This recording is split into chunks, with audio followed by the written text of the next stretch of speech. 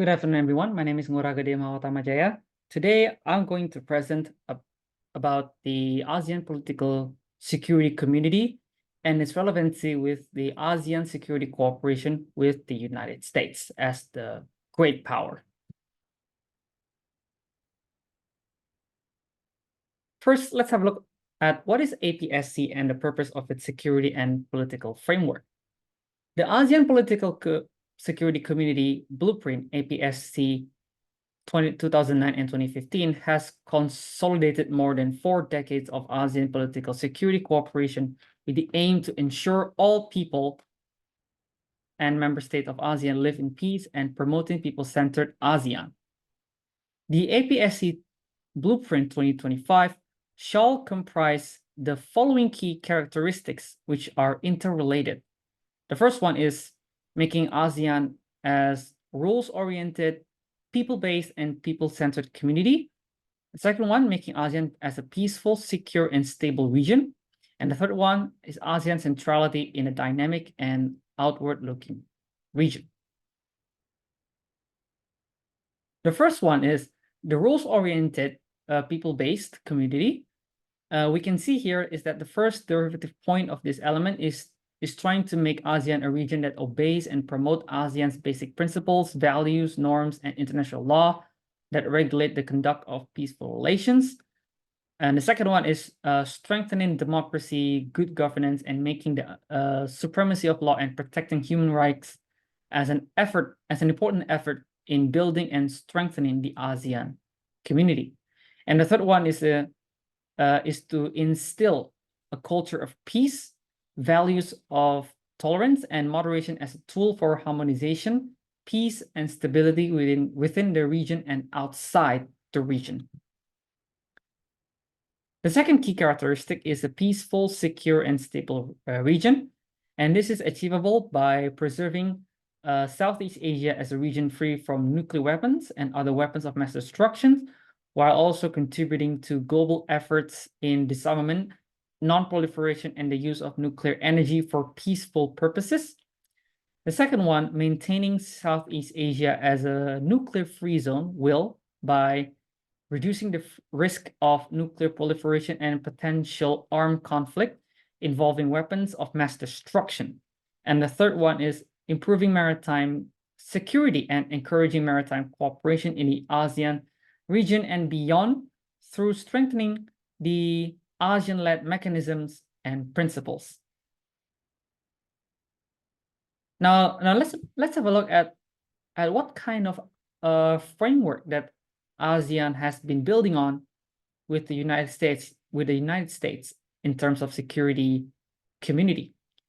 Now, both the US and ASEAN has its fair share of strategic partnerships through several types of agreement or cooperation, such as ASEAN-US Strategic Partnership, ASEAN-US Joint Statement on Strategic Partnership for Peace and Stability and Prosperity, and the third one is ASEAN-US Defense Ministers Meeting Plus. One partnership that becomes a focus for my presentation is the ASEAN-US Strategic Partnership. During the summit and the commemoration of the 45th anniversary of ASEAN-US Dialogue Relations in Phnom Penh, Cambodia on 12 November 2022, both leaders of ASEAN and the United States vowed to strengthen their partnerships. In terms of security measures, both ASEAN and the United States are committed to promote maritime cooperation through ASEAN-led mechanisms by upholding freedoms of navigation and peaceful resolution of disputes in accordance with the 1982 UN Conventions on the Law of the Sea, or UNCLOS. The third one is strengthening cooperation in areas of humanitarian assistance and disaster relief, maritime security, counterterrorism, and peacekeeping operation through ADMM Plus framework. And the newest strategic partnership, which has been formulating here, is the ASEAN-US Strategic Partnership 2021 until 2025 that outlines shared commitments under ASEAN's political security, economic, socio-cultural pillars, and its priorities for cooperation.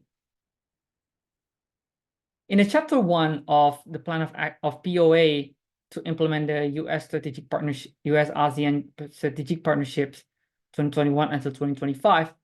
The Chapter 1 comprises of political and security cooperations. Now, the security cooperation incorporates numerous efforts like promoting dialogue, deepen consultation, and strengthening cooperation to address regional security challenges, while also continuing the ongoing efforts of state parties to the Treaty on the Southeast Asian Nuclear Weapon-Free Zone, as a result of the Bangkok Treaty.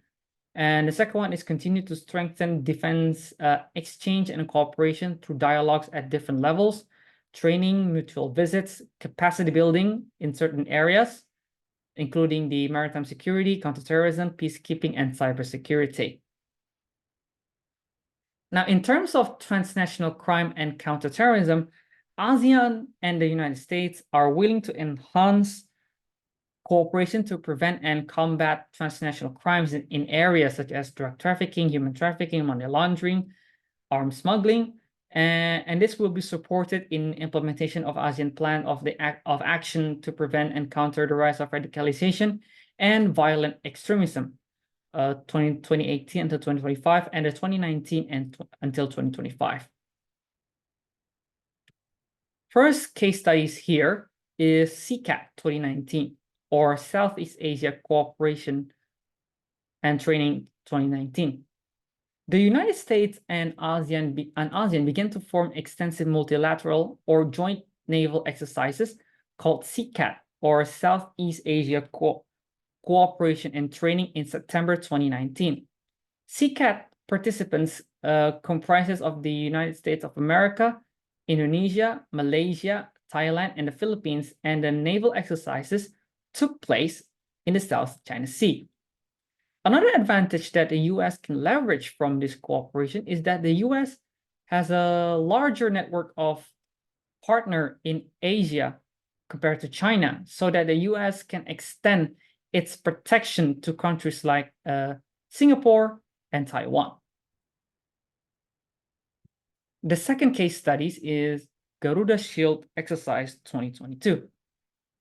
Conducted from 1st until 14th August 2022, Garuda Shield exercise successfully garnered participants from 12 different countries, including the United States, Indonesia, Australia, France, Japan, Malaysia, New Zealand, Papua New Guinea, Singapore, South Korea, and Timor-Leste.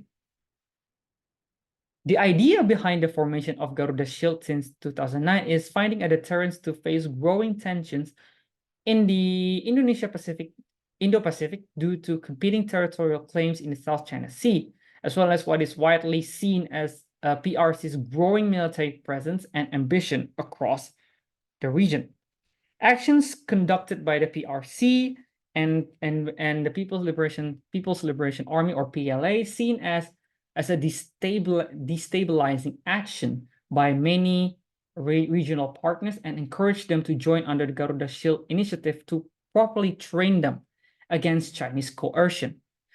For Indonesia itself, Garuda Shield is important because Indonesia's concern regarding PRC's expansive maritime claims, which were rejected by the UNCLOS in 2016, overlap with Indonesia's exclusive economic zone in the southern portion of the South China Sea, known to Indonesians as the Natuna Seas. And another importance of Garuda Shield is that most participants involve are U.S. allies or partners, and this will grant U.S. ability to play a key role in regional security and stability when facing China rise in the region. Not only that, Garuda Shield is crucial. It's crucial for providing regional security framework. It can also transcend into personal and cultural relationship among Indonesia, the US, and other Indo-Pacific countries, which will provide a solid foundation for genuine future relationship among the militaries. The conclusion is, both the CCAT and the Garuda Shield can be seen as a manifestation of ASEAN and the United States' effort to further strengthen their partnership based on shared sense of concern regarding the aggressiveness of the People's Republic of China. The second point is that some ASEAN members are indeed dependent on China in terms of economic sustainability, infrastructure buildup, and investment. However, in some cases, China's investment actually makes several ASEAN countries trapped in the debt trap. And in addition, China's unilateral claim on South China Sea prompted ASEAN members to look for another great power partner, and that is the United States of America. US policy that promotes freedom of navigation in maritime territories also entice ASEAN members to strengthen their strategic partnership with the US. Before I close this presentation, here are several references that has become the foundation of my presentation. You can have a brief look for a minute. And that is all of my presentation. Thank you very much. If there's any lacking of substance within my presentation, please let me know. Thank you.